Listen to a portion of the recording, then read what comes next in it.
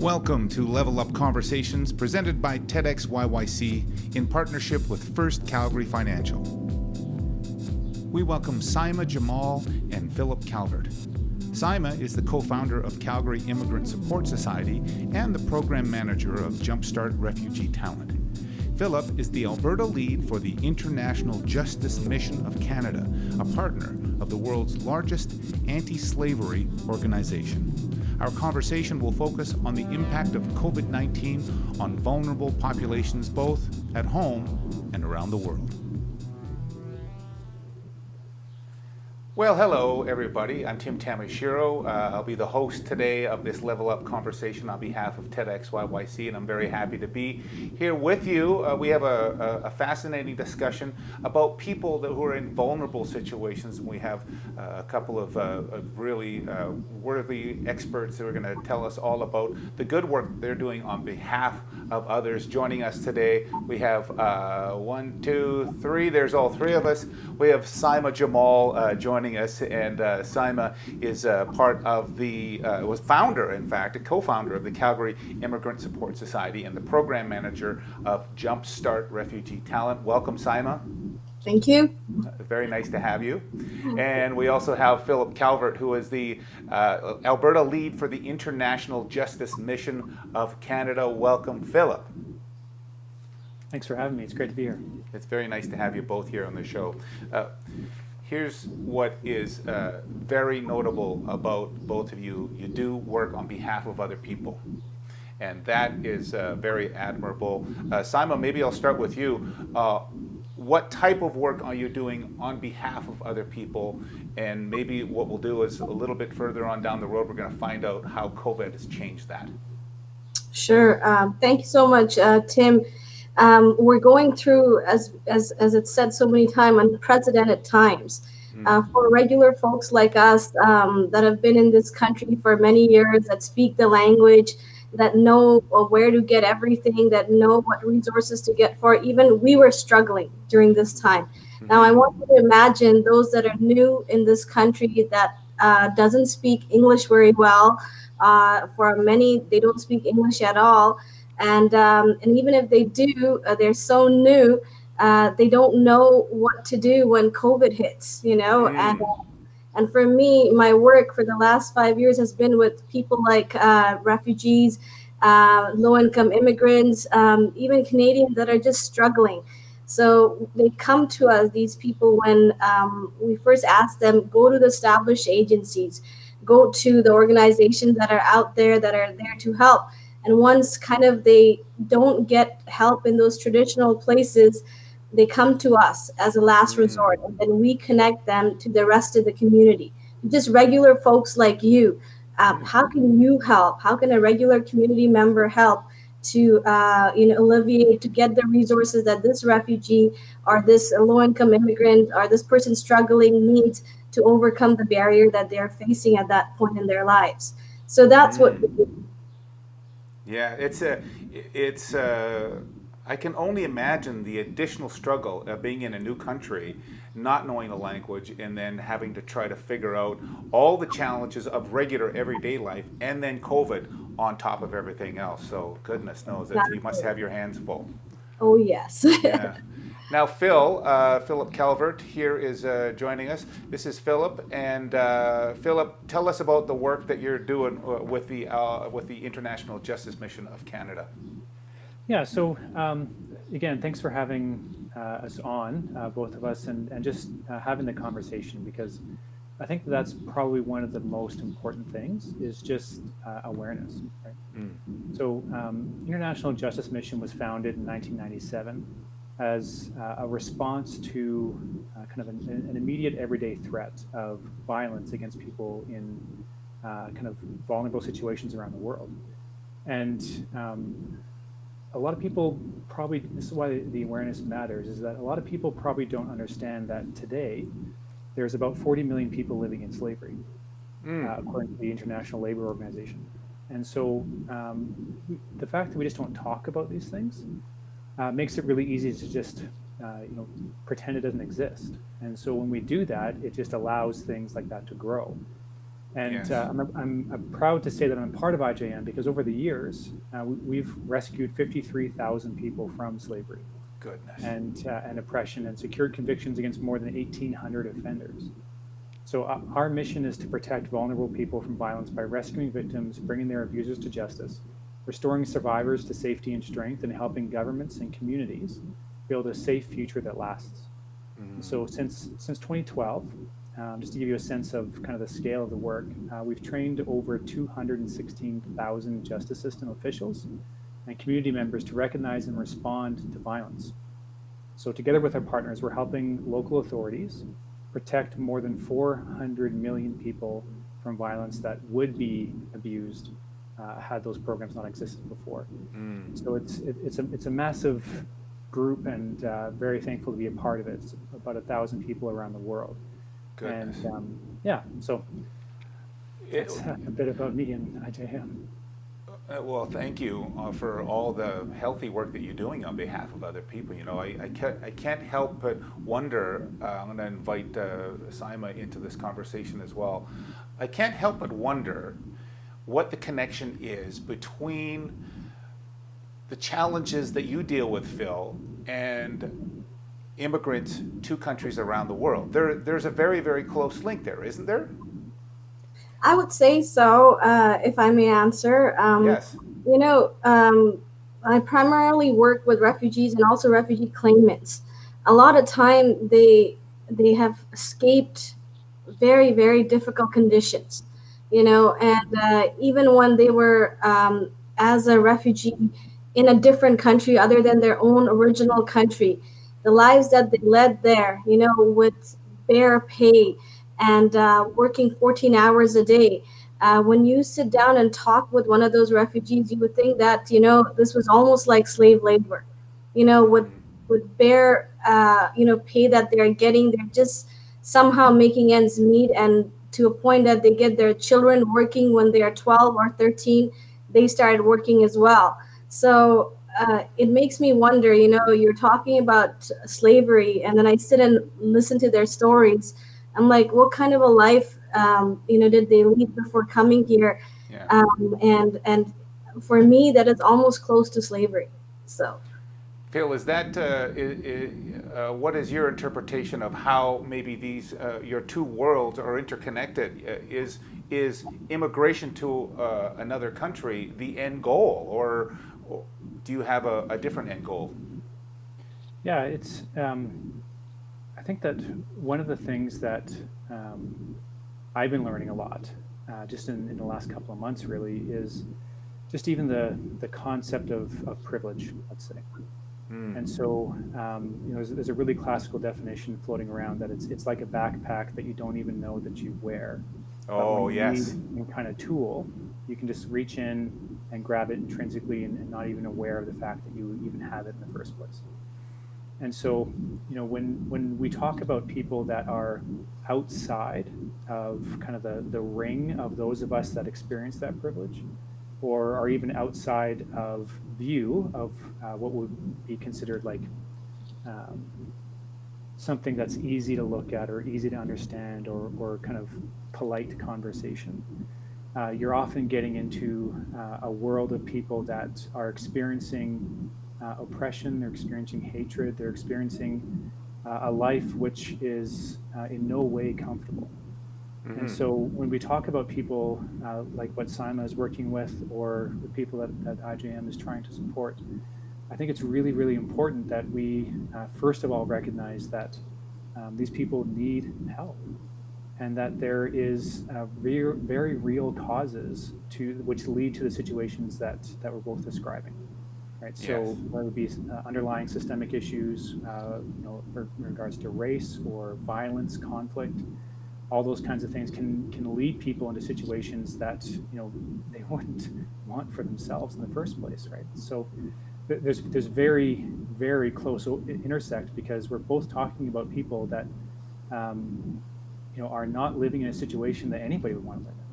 And so Yes. it's not a us versus them type of thing. It's just who needs help and how do we help. And so yeah, that's kind of how I would answer that question. The invisible backpack reference that you made, Phil. Saima, are you familiar with that invisible backpack reference at all? Absolutely. Yes. Every day, you come across people that I meet, and thankfully, there isn't that much people that do come to help out, to donate, to volunteer in our organization or just with communities that we are helping out.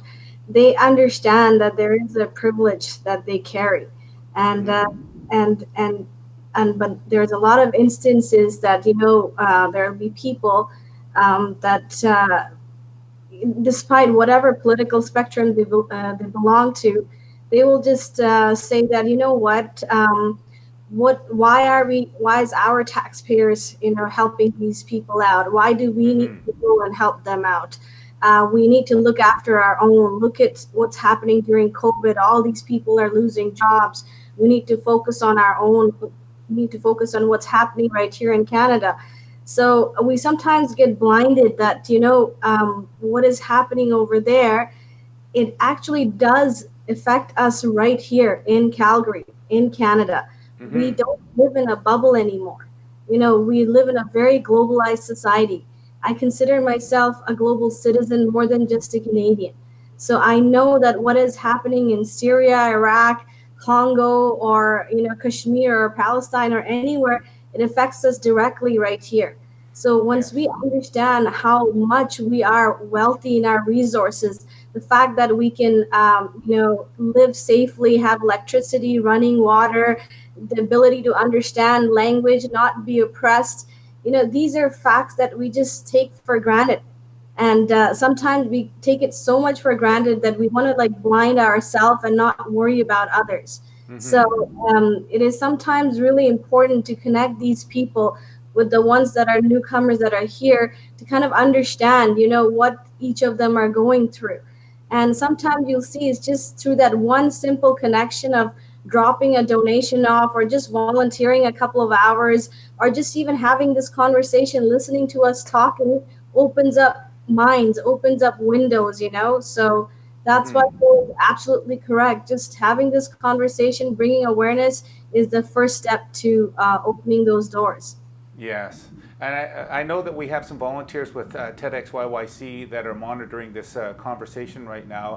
I'm going to ask one of the volunteers to just do a quick Google search and to find a link to an article called The Invisible Knapsack. And that's going to provide you with everybody with some really important insight into, and I'm not going to beat around the bush here. This knapsack is a knapsack that Caucasian people wear without even knowing it.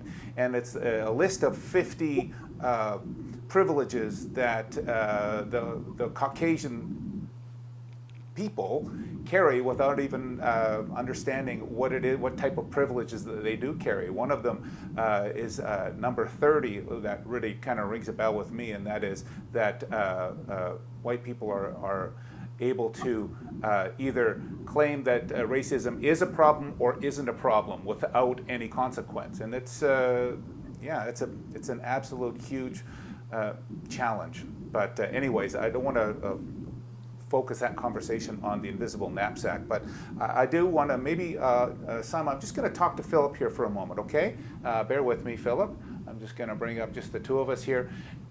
Philip, tell me about how COVID has affected people in the communities that you're working with. Tell us the story of this, because it's absolutely astounding. Yeah, so there's a sense of this conversation is scale, and then also there's a sense of it that's individual. So right now, people in poverty are even more vulnerable to violence due to COVID-19 lockdowns than ever before. Country leaders and international organizations are reporting a major surge in violence, and economic impact is already taking shape. So the number of people living on less than $1.90 a day, which is understood to be extreme poverty, is projected to increase by 49 million people this year. Goodness. So some examples of kind of how violence helps to perpetrate that, or to not perpetrate, but to kind of help that move along, to having so many more people in poverty. In the Philippines, government has reported that the online sexual exploitation of children, which is what my talk was about with TEDxYYC last year, has more than tripled from January to March this year. Gosh. There are roughly 100 million migrant laborers in South Asia that are extremely vulnerable to violence and re-trafficking right now. And many are stranded without any pay or shelter because of how lockdowns have taken shape there. And that's resulted in mass exoduses of people just walking back to where they're from because there's no access to a train, for example. Mm-hmm. And on average, between 2017 and 2019 in Uganda, Children Helpline received an average of 248 calls per month. And in March this year, they received 881 calls. And recently they had one day which received 700 calls. Demonstrating the continued kind of escalation of violence specifically against children. And part of the story, like the kind of more the personal side of it, so there's a scale, but then kind of bringing it down to more of an individual level, is that all of us kind of, even just right now, right, we're experiencing lockdown in the sense that we're having a conversation, but we're very, obviously physically removed, we're not in the same room, all that kind of thing. Mm-hmm. There's this sense that we get of being safe in lockdown, right? But there's also an opposite effect that happens where people can feel unsafe in lockdown. And so in the same way that I'm talking into a camera right now connected to the internet, that's kind of tripling of this OSEC, as we call it, the online sexual exploitation of children that's happening in the Philippines, has been a real unsafe and lockdown dynamic because not only are people or children shut in, and then also perpetrators around the world are also shut in, but then the kids are often shut in with the abusers that facilitate the live stream abuse, right? So lockdown is not a safety thing, lockdown is a fear thing.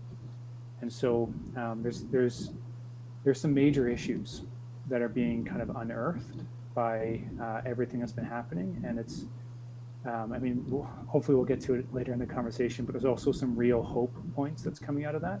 Yeah. But I think that in order to understand the hope, you have to kind of face the reality, right? Just a follow-up question to that. Now, in your work, you are reaching out to these communities and you're reaching out to the perpetrators, in fact, in order to be able to help them understand what human dignity is all about. Is that a fair assumption about what the type of work that you do?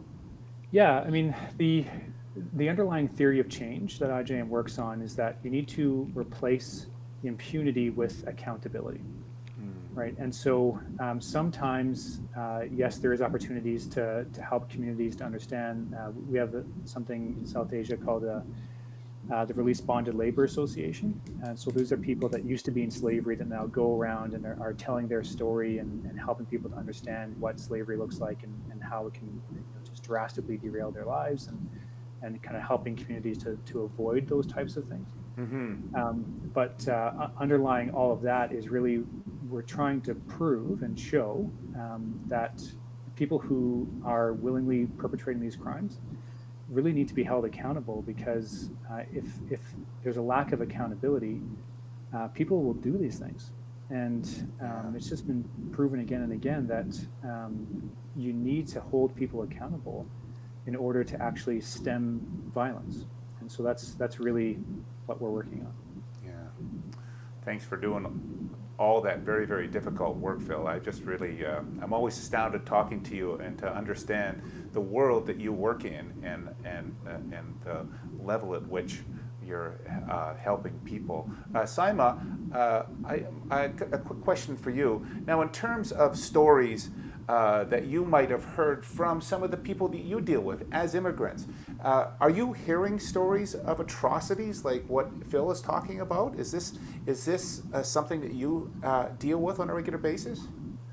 These atrocities that Phil is describing, this is happening abroad. So when you are talking to, let's say, a Syrian refugee that is here, you would know that because of COVID and now even because of additional sanctions that have been placed on these countries, things are to a point that there is no gas to even cook, their food with. and poverty is in a completely new, what should I say, level right now. So these are just some of the stories that you sit down and they'll tell you that their families are going through this, and there's so many that are living in Lebanon right now, and you know that right around even before COVID hit, Lebanon was going through an economic depression, and it's so bad over there right now that people are even foraging through garbage cans. There was even a video of a guy, a Syrian refugee, who just set himself on fire because he couldn't feed his family anymore, and he just killed himself. He was so frustrated. So these kind of stories you do hear from the families that are here that are, and they're trying their level best to help their families back home. But now there's even restrictions on the bank. So even if you want to help, if you're trying to send money, you can't do that. There's restriction placed on how much money a person can even take out of a bank. So it's overall where these refugees, where their extended families, their parents, their brothers, their sisters, their adult children are, it truly is a very difficult situation overall. I have a question to ask of the both of you, and I'm struggling to think about how I can put it so that it is a fair question to ask. But I'll just kind of blurt it out, okay? The people that we're talking about, the people that you're helping, are not fair-skinned for the most part. Is that true, Philip? Yeah, I mean, I would say overwhelmingly, for sure. There are, IGM does have a project in Romania as well, and so helping kind of on the trafficking story in Eastern Europe. But I would say overwhelmingly our case work definitely tends towards people that are, to be perfectly blunt, just indigenous to the countries in which we're working. And, I wish that wasn't a common story, you know what I mean? Yeah. But it really is. And also, I would say that overwhelmingly, especially if you look at trafficking, sex trafficking, especially, you're talking overwhelmingly about women as well. Yes. And so it's a sad reality. It really is. It is a sad reality. Saima, same question. The vast majority of people that you work with non-Caucasian? Yes, for sure. They are coming from the global south, so they are much darker than Caucasians. But at some instances, I have to be very transparent too, that some Middle Eastern people can be white passing too. But then they have a lot of things that are missing. They're not speaking the language. They're financially, they have a very, very limited budget. They are not working at the moment, a lot of them. And even if they are working, they're very low paying jobs. Not everyone has meaningful jobs. And they're basically new. And even if you are looking white, you still have all this other baggages that you still have to overcome, these barriers to before you settle fully in here and be equal. And even after you settle fully in here and you think you're becoming equal, you still don't get there, because the moment they find out that you are not, I don't know how to say it. It's not everyone, but you still have that you're not born and raised Canadian, you're not white, and that will always carry that. What should I say? That underprivilege, and up to you how you deal with it. You try your level best, and they never let that be a hindrance. They try their best to put their most hospitable self in front, because they're so happy that they're in Canada, because they left this horrible life, and every July 1st on Canada Day they will come together and give blood. And for them, that is the biggest sign of showing their love for the country, by giving their blood. And that itself just tells them that they really want to be part of Canada, be integrated with Canada, be Canadian.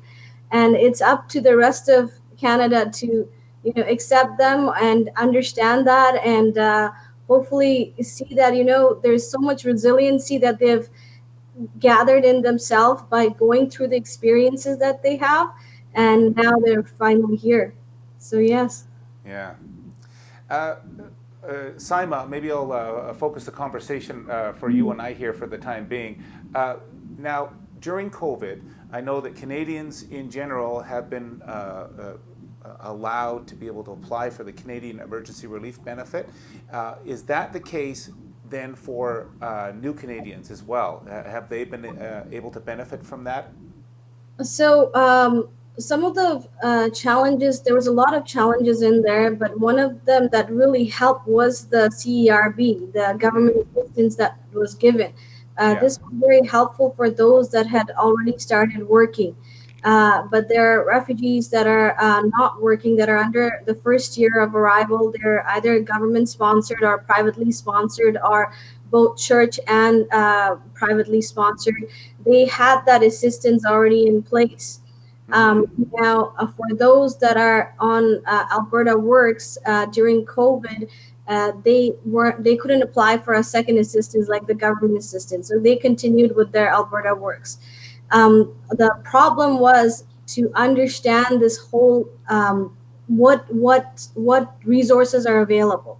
And they needed that information in their language, in their language that they could understand.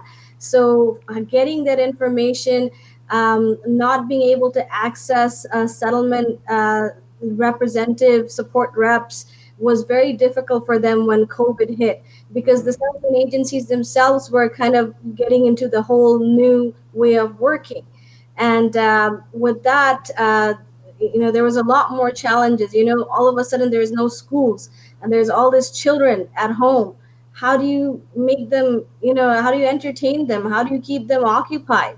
We're kind of just like at loss. And some of the parents, they've gone through horrible wars, and they're now facing this completely new situation, and they're sitting and wondering, do I take this as seriously as, going through lockdowns when bombs were hitting, on top of us? Yeah, I hadn't even thought about that.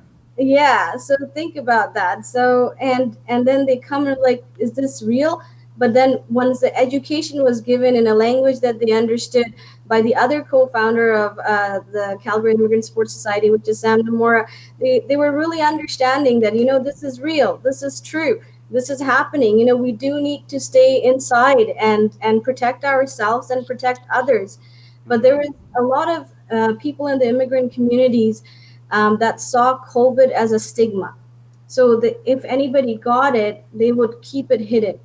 And when they would keep it hidden, they wouldn't know how to reach out for help from the general community, their extended friends or family. Yes. And that's something that we had to talk about and bring awareness that this is nothing to be ashamed about. If you have COVID, anybody can get COVID. So a lot of my time, a lot of our volunteers' time just went doing groceries. I mean, we never had this much need for food as much as we needed during COVID. So a lot of times when getting food from restaurants that were giving it for free, or getting community members to do groceries and dropping them off. And the biggest need, believe it or not, was laptops, because everybody needed to communicate online. They didn't have laptops to communicate online, to do their schooling online, to do their ESL classes. For their children, there are 5 to 8 kids at home, for them to have a laptop to use.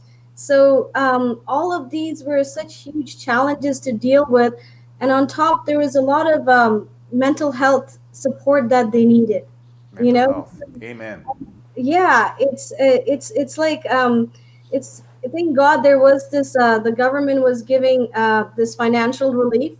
And they were also giving out communiques in Arabic as well, which we were also translating and explaining through live videos, through Zoom, and that really helped. And I'm just thankful that we have gone through that whole since March, April, May, June, July.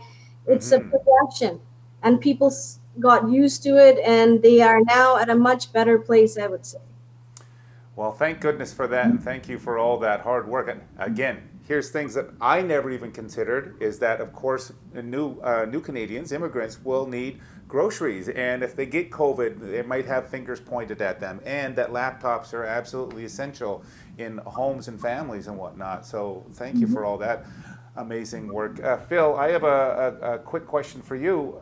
Now, so much of the good work that you do on behalf of others around the world, what I would imagine would have slow progress. But during COVID, you've seen some massive progress. Can you tell me more about that? Yeah. I mean, you and I were talking just briefly before we went live about the idea of a big ship, right? That sometimes when you're working within a justice system, it can take years and years in order to kind of shift the cultural understanding or the political will or scaling up appropriate training or whatever it takes in order to really get to where you are protecting vulnerable people in those societies from violence. And it's been amazing to see just in the midst of COVID, we've, in a way, seen a dramatic acceleration of some of the things that we work on, some of the things that we look at, in order to kind of see those key markers that something is changing. And so an example of that is earlier this year in South Asia, we were engaged in a rescue operation of 360 children, women, and men from a brick kiln, I believe it was. And what that led to, because of this kind of context of this migrant labor crisis that was happening that I explained earlier, there was a whole group of facilities similar to this that were kind of in the same area, about 30 facilities in total, that had been engaged in this kind of re-trafficking dynamic that I was talking about. And so because there was some media attention that was on this rescue of these 360 people, it led to a massive kind of outcry within the local group there. And what it ended up happening was it turned into a rescue of over 6,500 people.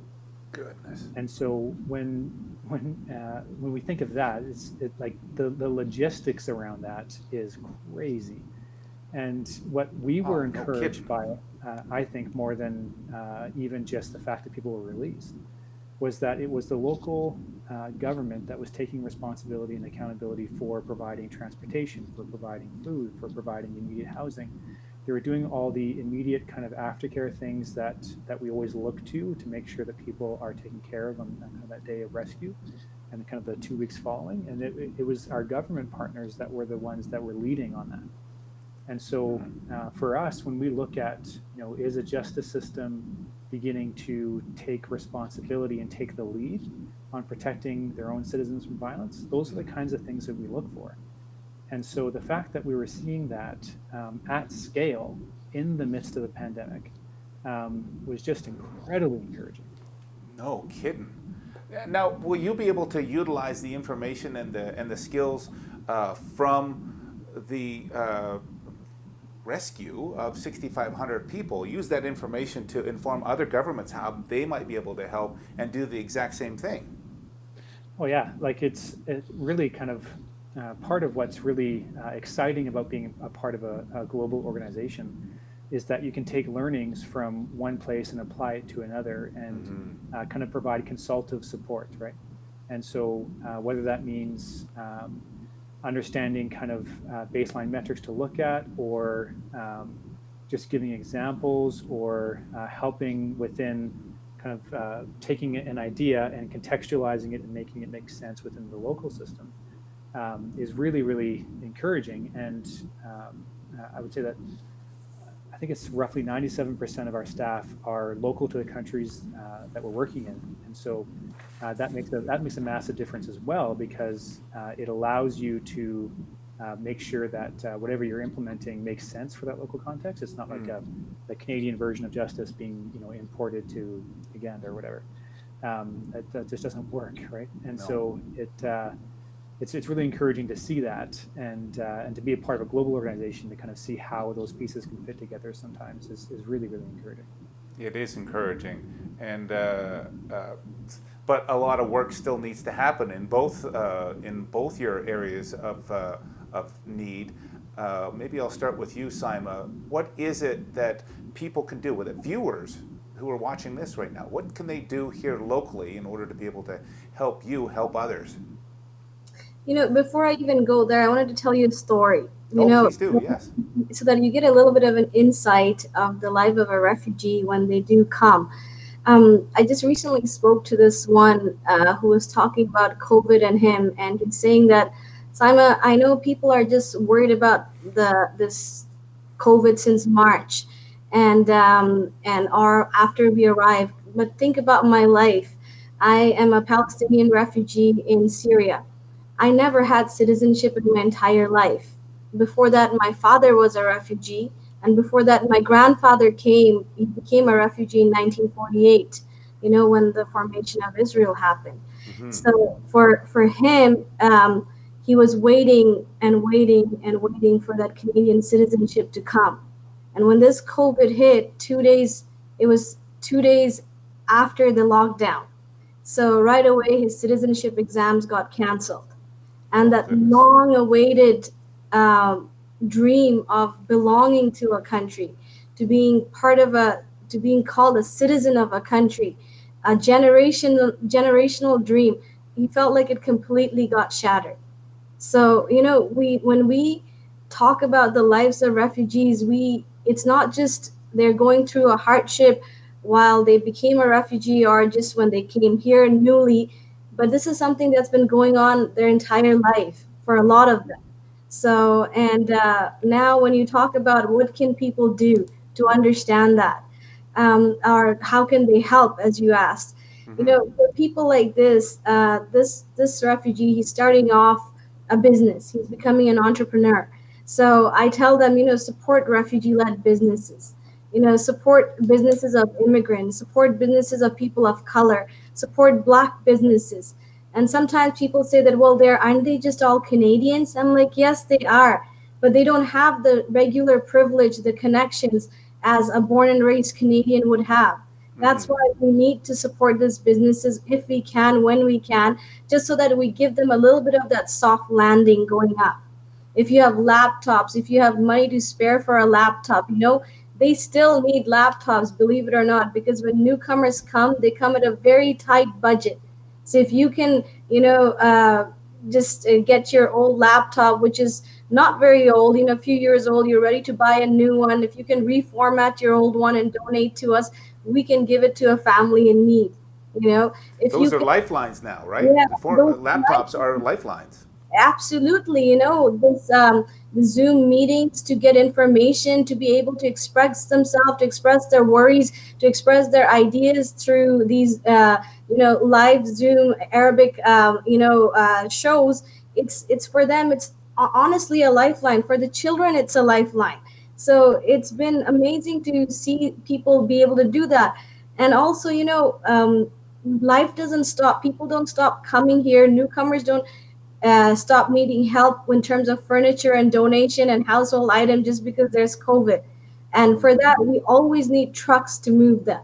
So if you have a truck and if you want to spare at least 2 to 3 hours every weekend or during the weekday to just help move donations from the donor's house to the houses of newcomers, that'll be amazing. So there's so many ways, you can do that. If you can even do a socially distant meeting, in their backyard and come and have some Arabic coffee, just give them a smile, the offer of friendship. That is all that newcomers need at the end. We had somebody that just came in the middle of the lockdown. 2 days before the lockdown, she entered Canada, and she came from Gaza. And as she came to the United States, where it's so hostile right now, that nobody can claim refugee status if they're coming from a Muslim country. So this girl, she walked to the border near Montreal, and she took a cab, and she was saying that, Saima, I had these 2 very heavy suitcases, and I'm trying to cross the border to come to Canada. And there's this tall RCMP officer standing there. And he told me, if you come across here, you're going to be arrested for this, this, this. And she had tears going down her eyes. She's like, I did not know what else to do. I said, I still need to come because I have nowhere else to go. So she walked in, and the RCMP officer said, you're under arrest. Welcome to Canada. And then, and she just broke down even more. And she said, when I put my suitcases down right away, this older lady with white hair came to me and said, what's your name? Where are you from? She's like, my name is so-and-so. I'm from Gaza. And right away, that older lady said, don't worry, we love people from there, and you're here in a safe place, and you'll find, a life here. Welcome. We'll look after you. And right away, that simple welcome that from that lady, she was a volunteer in the border, just made her feel like all that journey by herself from, that prison, that open-air prison that is Gaza, to the United States on a scholarship at a university, and then finally to Canada, was like the journey of her lifetime. So, and those two things that the RCMP officer and that lady said, even after arresting her, that welcome to Canada is such a precious thing to say to them. And in Arabic, they say ahlan wa sahlan, welcome. It's just something that every Canadian can do. You can welcome them. So that's what I'll leave you with. Thank you for that. It's a powerful story, Saima. And boy, welcome to Canada. Those are absolutely huge words. Philip, same question for you. I mean, ultimately, I guess what it boils down to is that all people, all human beings want a healthy, happy, safe life. Right? That's what it boils down to. What is it that we can do as viewers or as participants in this talk so that we can help you achieve that for other people? Yeah. I think one of the things that I often like to talk about is that if you want to fight against something, you have to know what you're up against. Yes. And just to even understand, to use the fighting analogy, where to punch, right? And so unfortunately, that's an extremely difficult question to answer in a very nuanced way within Canada. And let me explain what I mean by that. Canada is one of the only developed countries in the world that does not have any laws around transparency in supply chains. And so one of the questions that's often asked when I'm speaking somewhere about IJM and talking about forced labor slavery and all those kinds of dynamics that come along with it, people always ask, well, how do I know if something isn't tainted by slavery? Like, where should I go buy a shirt? Where should I, is X cell phone company better than the other cell phone company in order to get my next smartphone? And unfortunately, that's a really hard question to know how to answer in Canada, because there is no legal requirement to for a company to even say where they're getting their products from, like how their supply chain works. It can be a very difficult thing to even understand if my phone has cobalt in it that was procured through slavery, or if my seafood came from Thailand, where migrant workers were trafficked into slavery on ships there. Like, it's an incredibly complex thing, and it's very hard to even begin to understand within Canada. And so the thing that I would say in terms of how people can help in that kind of specific area is there is a bill currently being debated in the Senate. And let me just write it down here, Bill S211. And what I would encourage people to do is to call your MP and just ask the question, would you support transparency in supply chain laws? Is that something that you would support? Because it's a very, very, we often talk about how we vote with our wallet, right? And I think that one thing that we as Canadians need to start taking some, I would say, more responsibility for is even just understanding how can I vote with my wallet in a way that will make someone's life on the other side of the world better? Because you're right. Everybody, all we really, really want at a very base core level is the assumption of safety. And we have that in spades in a lot of ways in Canada. That this just this assumption that if I walk down the street, I'm not going to be picked up and then thrown into a brothel. We have an assumption that if I start a business, it's not going to be stolen from me and I may not be killed for that. Right? We have these assumptions which just even allow us to do things like watch a TEDx talk, right? And so it's really interesting because and heartbreaking in a way. I was having a one-on-one conversation with a lady who was recently rescued from slavery. This is probably about 3 years ago in India. And I was just asking her, what is the biggest difference between your life now and your life before? Because there's certain measures that are in place under the law there that affords like a certain standard of living post-rescue that they're afforded. And it's not exactly glamorous, right? And her response kind of left my jaw on the floor. She said, I don't have everything, but what I do have is the freedom to choose when I wake up. What I do have is the freedom to choose when I eat. And for me, that just it was like a catalytic moment in my life where I was saying, the assumptions, to go back to the beginning of our conversation, that invisible backpack that I had, in no way was I ever required to try to reach for a tool in there against the context of having no freedom in terms of when I wake up. That's just not even close to kind of the expectation that I would have for my life. And so it's a very simple thing, I think, that all of us can do in Canada is just to call our MP and say, listen, slavery is a thing. And there's a very real thing that we can do to try to stem this tide because there's 40 million people that are in this situation. Oh, gosh. And a very real thing is, would you vote as my elected representative? Would you vote to support this belief that I have that people have dignity no matter where they're from? And so if my phone or if my shrimp is getting in the way of that, let's pass a law to make sure that it doesn't. Wow, that is that's powerful right there, Philip. Thank you so much for that. If my phone or my shrimp is in the way of helping people live in dignity, then just make that a law of the land. Goodness. You both, Philip and Saima, thank you so much for sharing your thoughts on the challenges that the people you work on behalf of are going through. It's always so eye-opening to talk to you two specifically, because I'm always faced with stuff that I have never ever considered, and they're heavy conversations. I'll be perfectly honest with you, and as much as I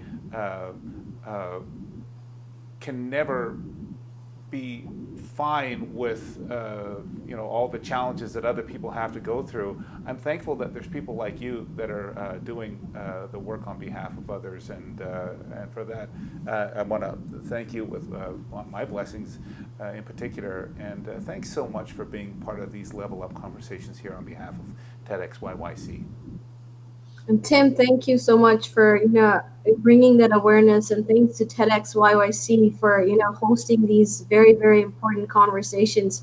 I hope people got a little bit of insight of what's happening around people that they might not always hang out with, and hopefully give them a little bit of inspiration to help them out as well. Yeah, that's right. Yeah, thanks, Tim. Really, really appreciate this. This has been great. Thank you both. And with that, viewers, thank you so much for tuning into these Level Up conversations with TEDxYYC, brought to you in partnership with First Calgary. My name's Tim Tamashiro, and let's see where we go from here.